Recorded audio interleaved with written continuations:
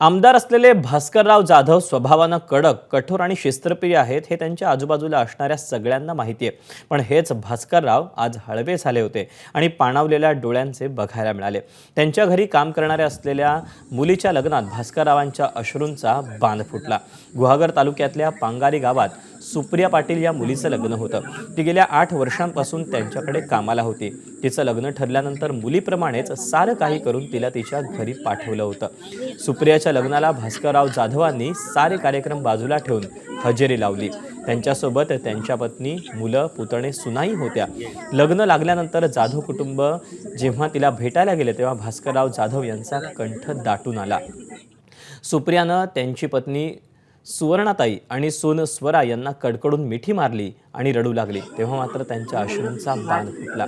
काही वेळानं स्वतःला सावरत त्यांनी मुलाला आणि तिच्या सासरच्या मंडळींना सांगितलं, सुप्रिया ही माझ्या मुलीसारखी नव्हे तर माझी मुलगीच आहे।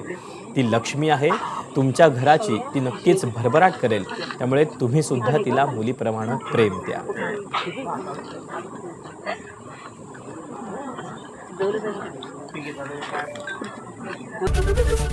एबीपी माझा, उघडा डोळे बघा नीट।